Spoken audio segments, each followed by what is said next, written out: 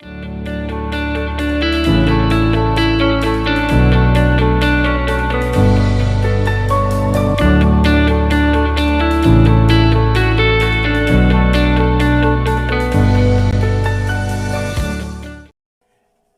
welcome back again. Hope you've had chance to listen to part 1 of discipline and punishment. In part 1, we look at the difference between discipline and punishment, and we talk a bit about what discipline is all about. We're still going to continue again on discipline here, and then in the next part we'll talk a bit more about punishment.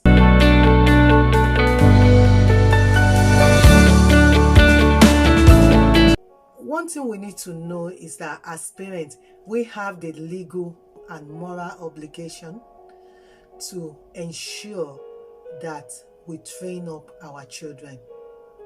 Obviously, at some point, children will misbehave, they will disobey.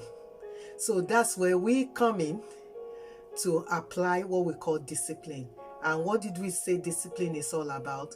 It's about helping our children to know right from wrong.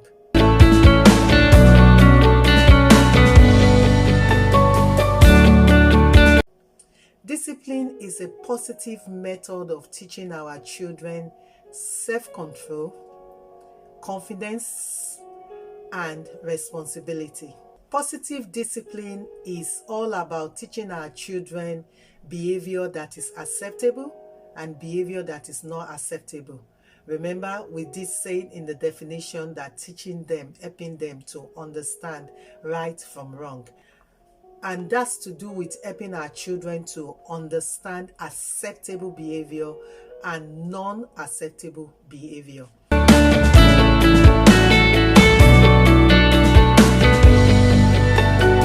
When it comes to discipline, is you focus more on what is acceptable and what is not acceptable. That is, what the child is accepted to do and what the child is not accepted to do.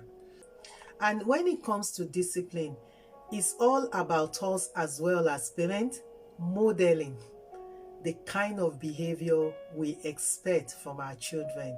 For example, if you don't want your child to do certain things, then you too don't do it, because they are watching us. If you don't want our children to leave their shoes in a particular place in the house, then we shouldn't leave our shoes there.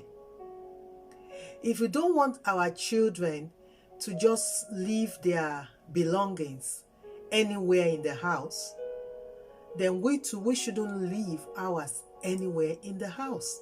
So more or less what I'm saying is that we should role model the behavior we expect from our children.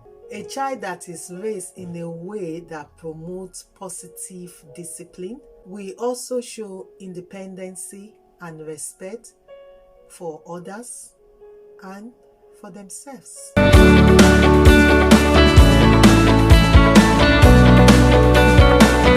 One thing we need to understand again is that positive discipline is a process.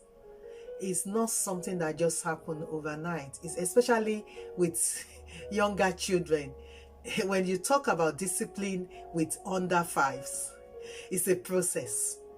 You might have to repeat things many times, or many children under 5, only few of them, which I'm not sure whether there's any, that you will say something to once and they've done it. You might have to go through the process many times before the child actually gets it when they are under 5. And when we're talking about discipline, please parents, let your child be held responsible for their misbehavior. If your child has misbehaved, they've broken the rules you've put in place, let them know what the repercussion is. Let them know, let them be responsible for their misbehavior. And please, let the discipline be meaningful. And please let the consequences, let it be related to that particular behavior, not what they've done 2 weeks ago.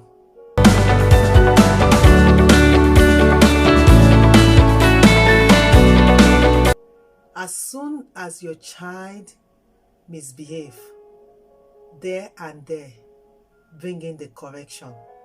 Don't leave it to a week later, 2 weeks later. By that time, the child has forgotten. So, when your child misbehave, you want to discipline, let it be related to that particular behavior and let them face the consequences of their misbehavior.